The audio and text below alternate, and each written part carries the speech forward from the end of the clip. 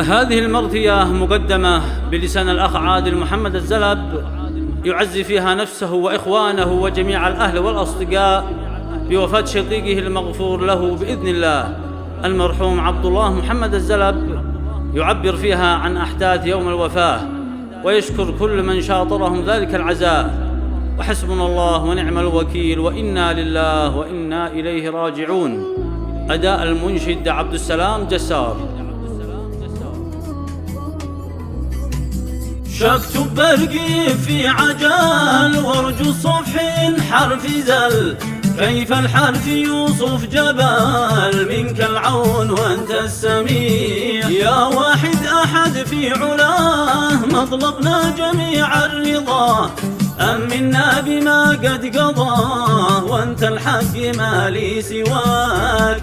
جرح القلب اصبح عميق واصعب شي فراق الشقيق، ضوء العين كان الرفيق واكبر امتحان في الحياة.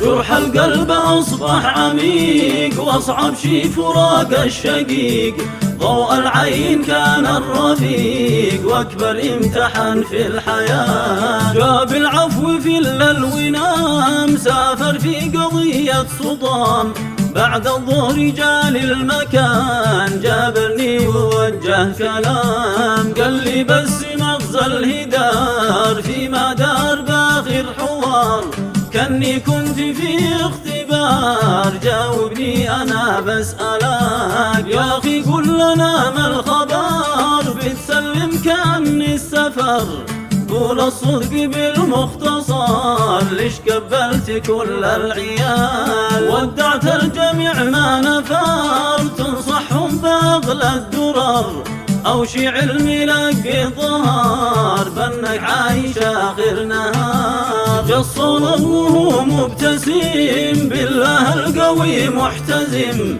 دنيا فانيه كالحلم ما فلت بعيد أو صديق، عزى بعد ساعة خراج في صدغه أحس الحرج، للدكتور على الفراج عادل شف شقيق وضاق، الله يا طريق مطولك لو رجا حيل تحملك، للدكتور واضي رباك جاوب قال لا تخاف، يا أخي أنت روحي فداك شل القلب هنا جبك، عاصم في الطريق كم دعاك وإسماعيل ينادي الحسيب، ساعة في الطريق بالعمور وإسماعيل وعاصم ضعر، والأجل كان قد قدر مكتوب الفنا للجميع.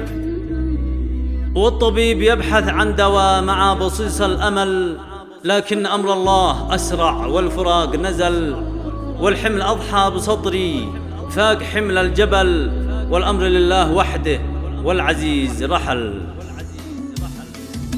ماني يسمع لحقهم سريع والباقين دعوا للسميع، أن يلقى الدواء النجيع في ساعة وربي دعاه، وسط البيت دوى الخبر كالصاروخ حين انفجر، والمؤمن لرب الشكار والأحزان فوق الخيال، جاء الأمر كالواقعة ما حد صدق الفاجعة، موت الصدق مشايعة والموضوع بسرعة انتشر، وتواصلتنا بالجميع أن حمدا لواحد سميع، نصبر قدر ما نستطيع، عبد الله قفى وراح، ركن البيت ذي كان وثيق غادر بعد أخوها الشقيق، فلت ريبي وسط الطريق ضاق صدري والحمل زاد، ما اريد البكاء والعويل ادعو بس واحد جليل،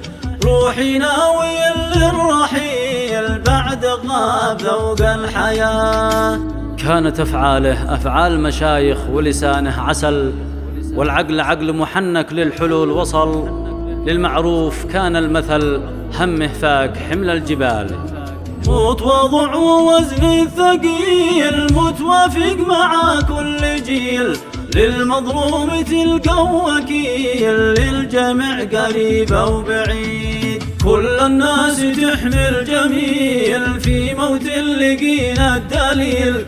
يبكوا فقد ذاك الأصيل، مرسوم في عيون الرجال. كم منشور مكتوب عزاه، والشعار كل الرثاه. للعرسان صورة معاه، حب الناس أمره عظيم. المرحوم إن قال صداق، حب في القلوب قد دفق.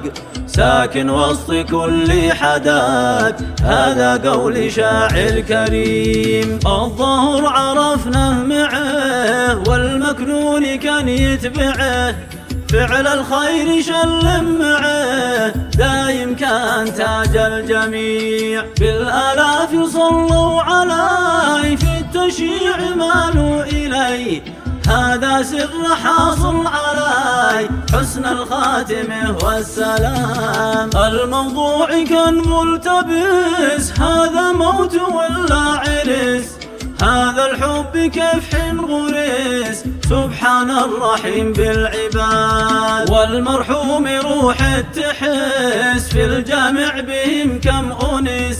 القائم ومن كان جلس، يدعو له بحسن المآب. وحملوها الأصحاب إلى الله عز وجل، ونزل خير الأحباب لقبره في وجل. واستقبله روح الأحباب الشقيق وصل، وكل الناس استأجروا حفنتين في عجل. ثياب والصغر والشباب، رشوا حول نعش الشذاب. زفوا كلهم للتراب، وطاروا بدمع الرواب. بفضل الله وفضل الرجال، كم موقف مشرف يقال.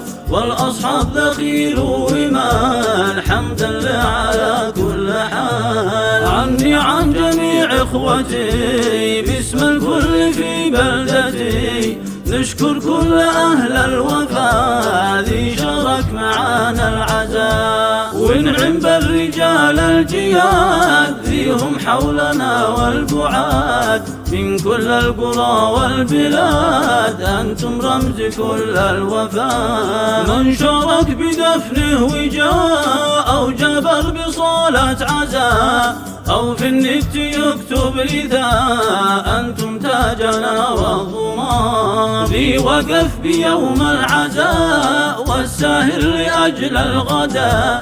والتعب ذي ما غفى، ربي بايديم الجميع. عبدك يا إلهي أتاك، يا كريم ما للسواك. لأجلك كلنا قد دعاك، عفوك يا رحيم ورضاك. عفوك يا إلهي وسيع، أنت الله أنت السميع. اغفر لمحبوب الجميع، يا من بما نخفي يراه. والختم صلينا على طه الشفيع المرتجى، والآل ما سيل الروى، واسقى قلوب المسلمين.